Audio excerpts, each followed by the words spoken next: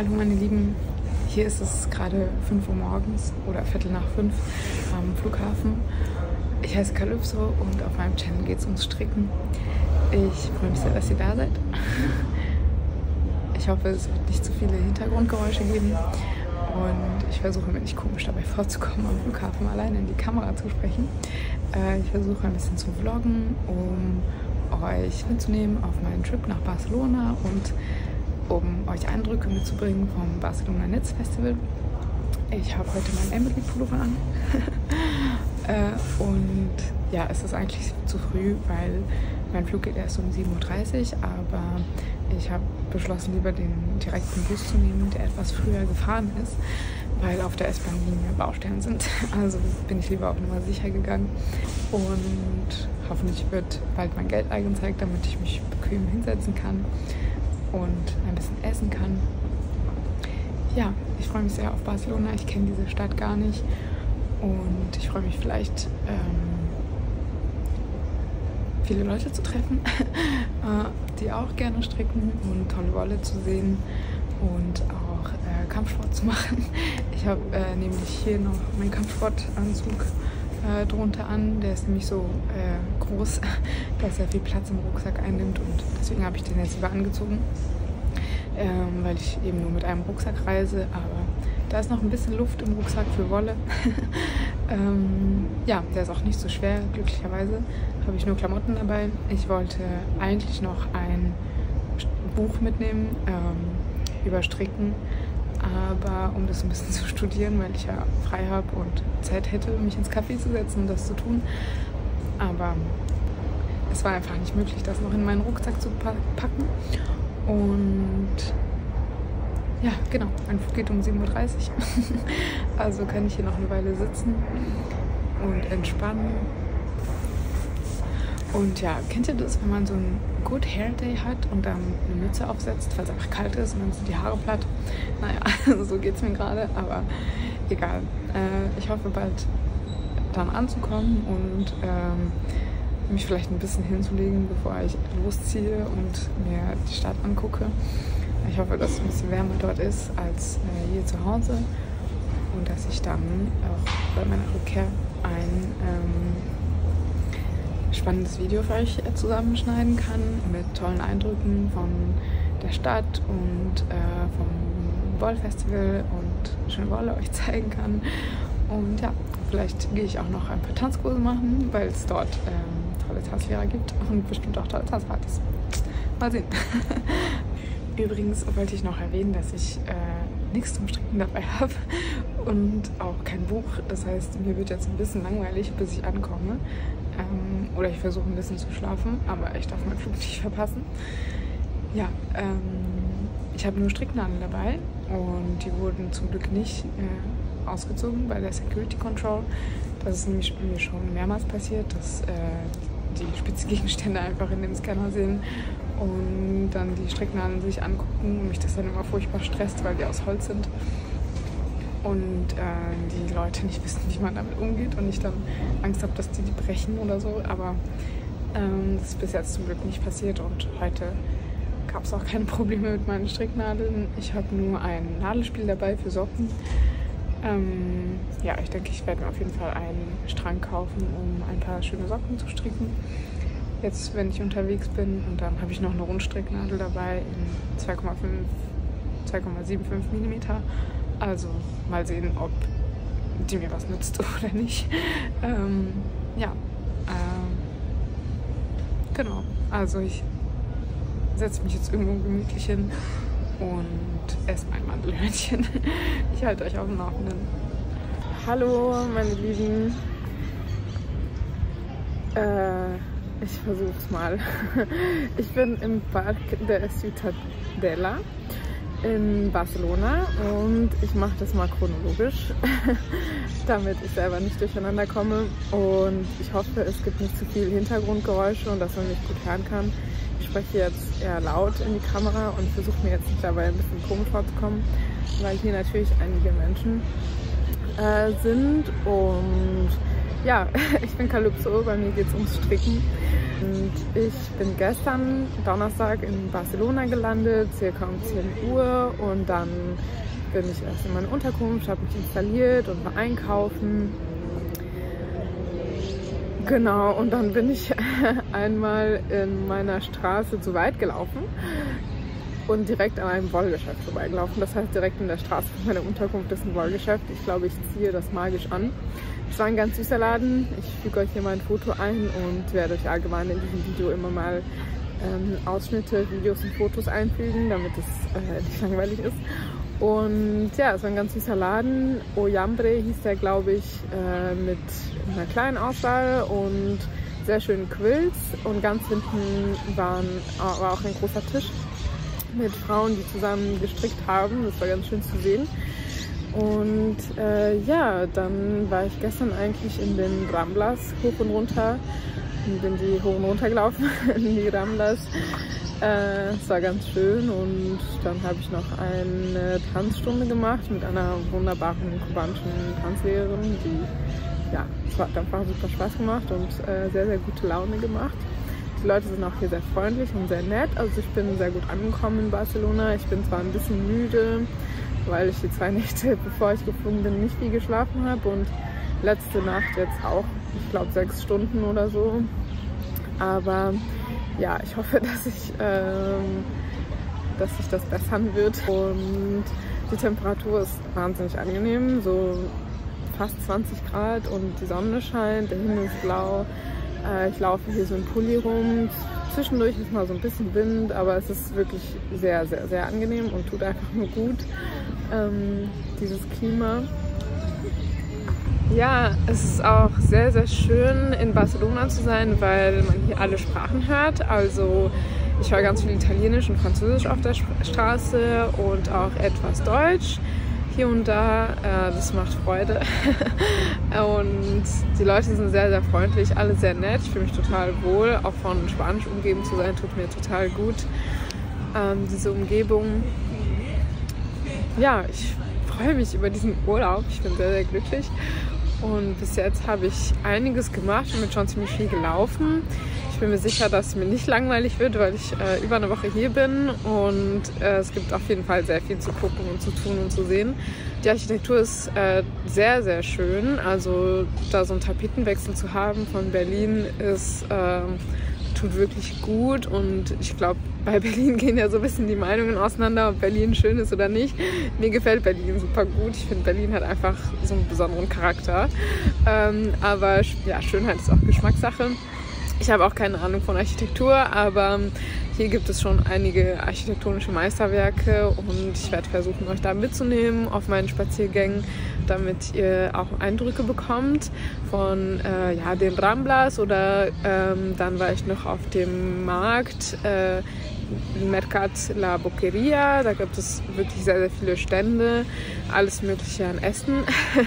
Ich habe mir da einen Kiwisaft und eine Papaya gekauft, die ich gleich noch essen werde. Jetzt gerade ist kurz nach 14 Uhr, und ja, ich werde langsam ein bisschen hungrig, deswegen gehe ich dann bald zurück in meine Unterkunft und mache mir dort was zu essen, bevor ich heute Abend wieder zu einer Tanzstunde gehe von der wunderschönen Mercedes. Und ja, was habe ich noch gemacht? Ich war heute Morgen im La Nalu Geschäft, um mein Armband abzuholen für das Barcelona Knits Festival, das ja morgen stattfindet, und Sonntag, aber ich glaube, ein Tag wird mir bestimmt reichen. Und das Geschäft ist sehr schön, die Leute waren sehr freundlich, sie haben viel La Bien-Aimée und Isaga Garne und auch eine eigene Garnmarke. Ja, ich habe auch ein Design gesehen von Cochi Locatelli, also gestrickt, und was ich super schön finde und ich noch nie in echt gesehen hatte, das mit so ganz vielen Bobbles und verschränkten Maschen, die so auf dem Cardigan wandern und schöne Wellen ergeben. Das fand ich sehr, sehr schön. Also könnte ich mir vorstellen, so ähnlich nachzustricken oder das nachzustricken. Und was noch? Ich habe Isabel Kremer gesehen. Ich war mir erst nicht sicher, ob sie das ist, aber dann habe ich ihren Namen gehört, also jemand anderes hat ihren Namen ausgesprochen und sie war da wahrscheinlich mit einer Bekannten oder Freundin und ja, also ich habe mich jetzt nicht getraut, sie anzusprechen. Sie macht wunderschöne Designs, ich habe noch nie eins von ihr gestrickt, aber ich habe sie mir schon öfters angeguckt.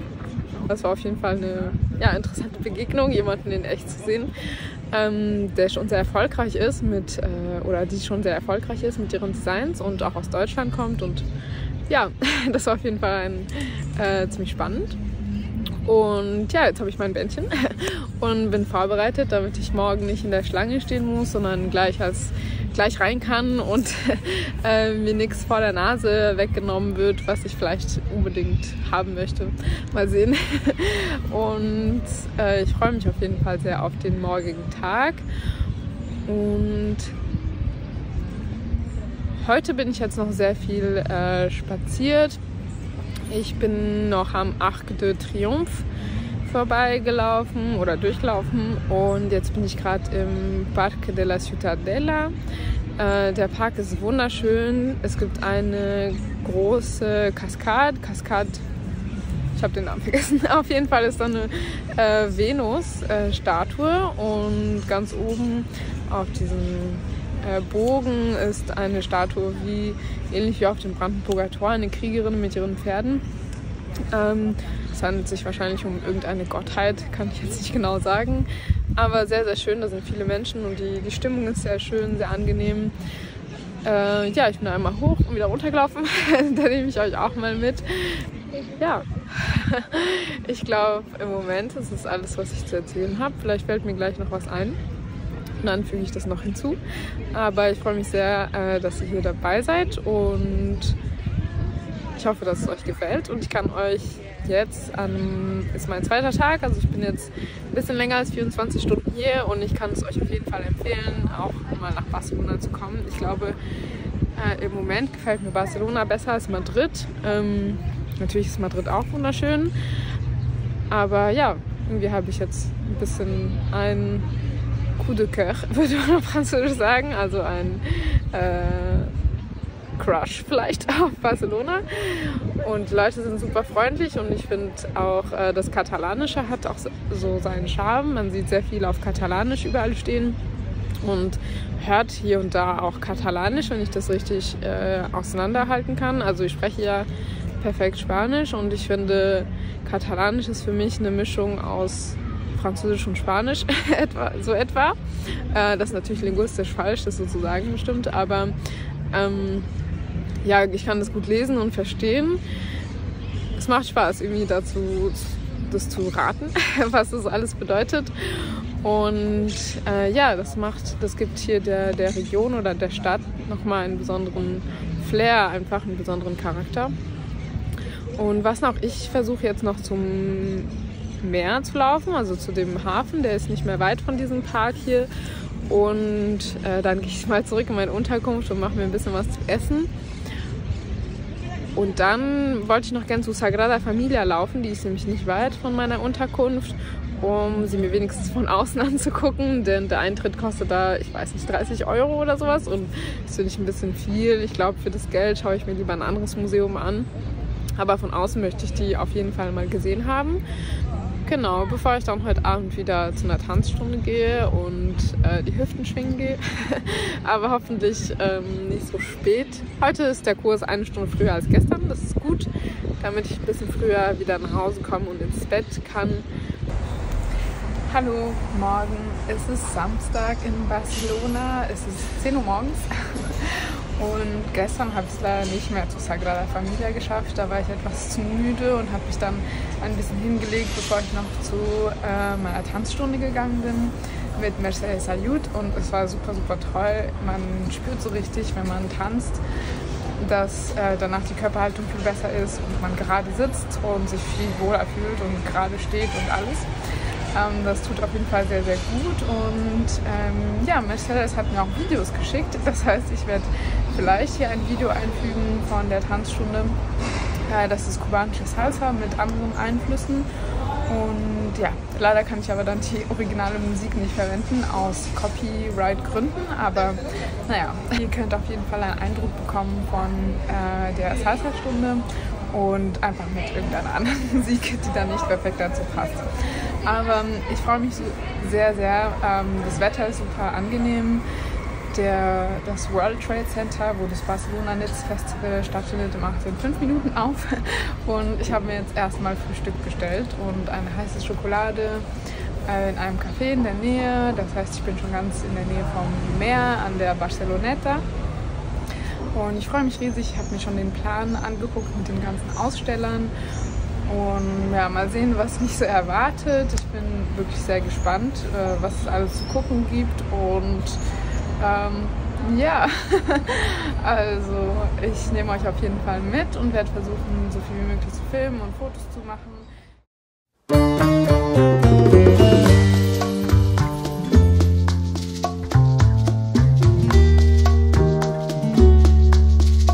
Artlist.io.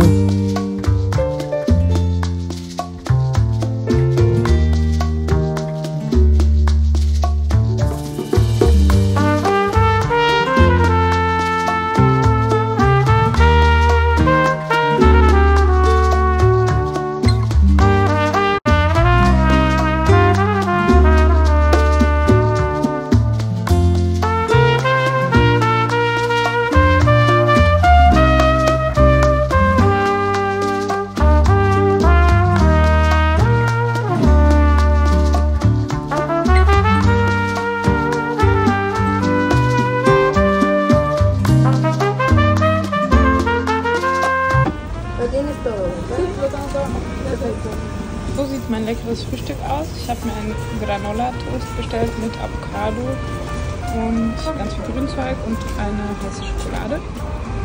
Ich sitze an diesem schönen Platz hier. Es ist noch alles geschlossen, aber man hört doch schon ein bisschen Verkehr.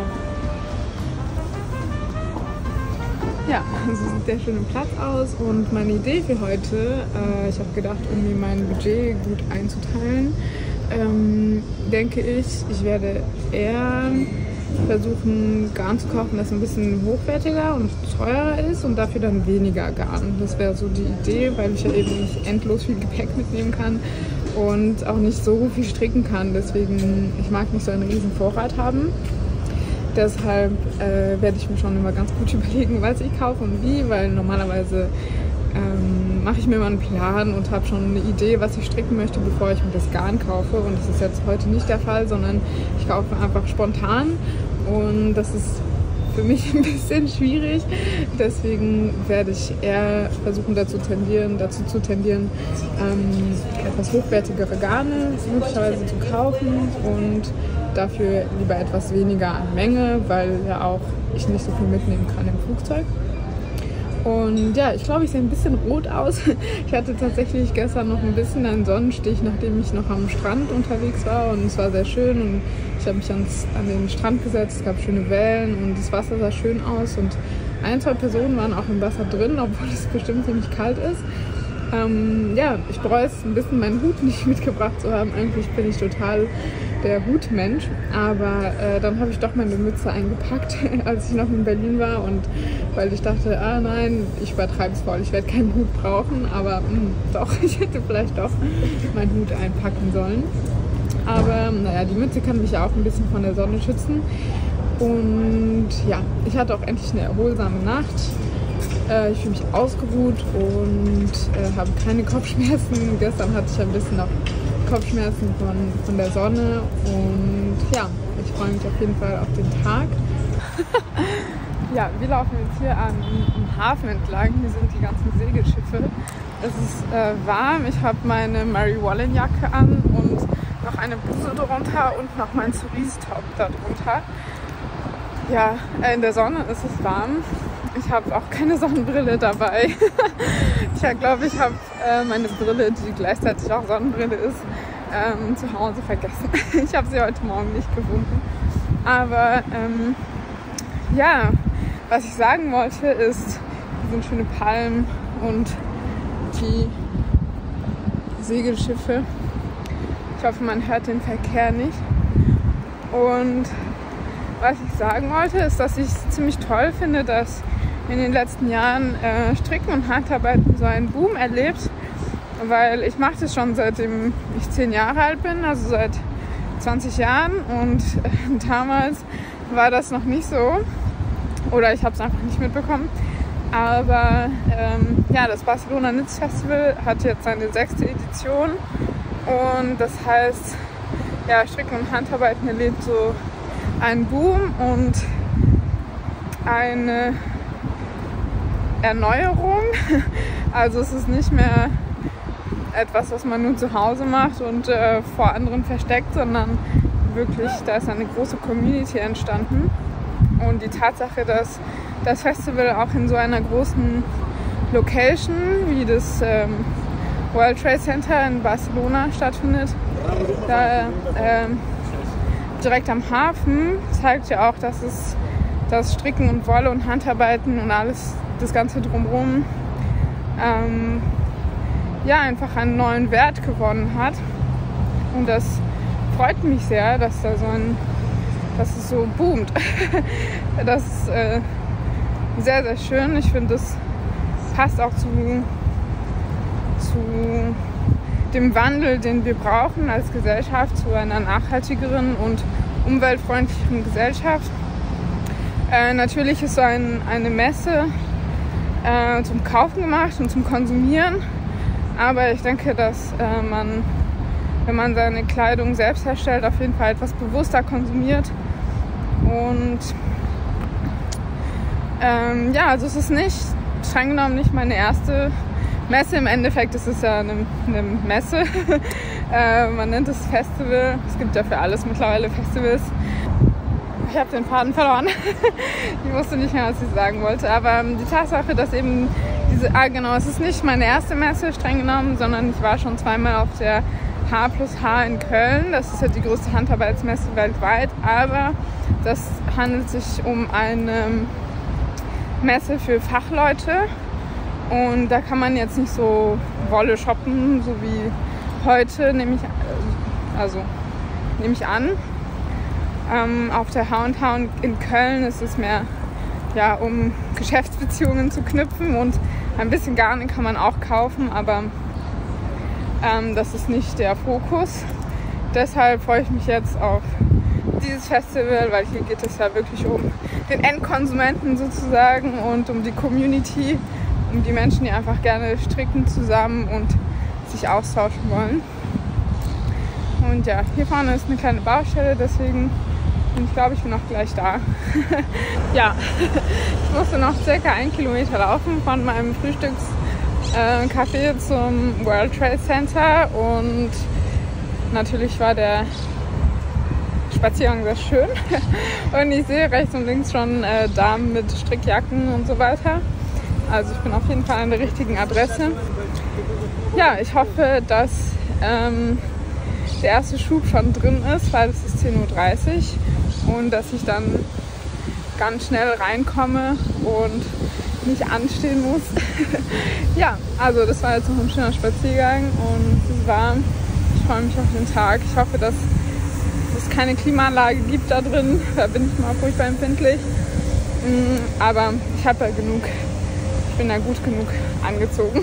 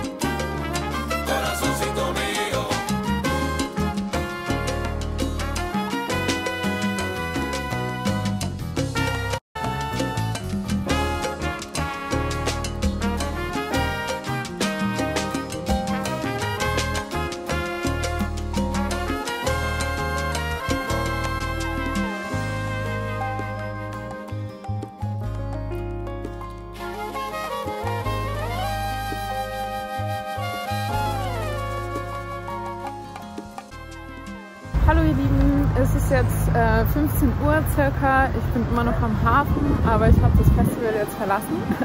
Ich habe mein komplettes Bargeldbudget ausgegeben und deswegen habe ich jetzt auch nichts mehr zu tun.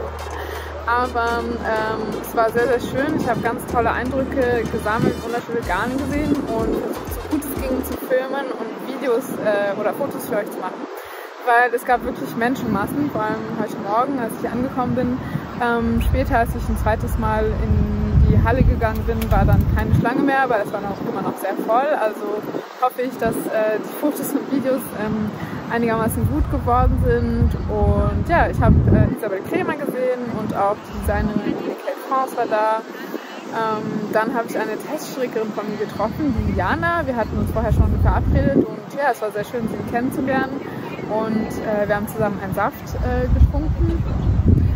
Genau, aber jetzt habe ich Hunger, vor allem, weil ich noch nicht gegessen habe und auch plötzlich meine Tage bekommen, unerwartet und ein bisschen zu früh. Deswegen gehe ich jetzt in die Unterkunft. Aber ja, zum Glück hat mir eine nette Dame aus der Patsche geholfen. Aber trotzdem kümmere ich mich jetzt darum und um meinen Magen auch. Und das ist also nur ein kurzes Update und später oder morgen werde ich euch auch zeigen, was ich mir alles gekauft habe und welche schönen Garne ich gefunden habe. Und ja, mal sehen.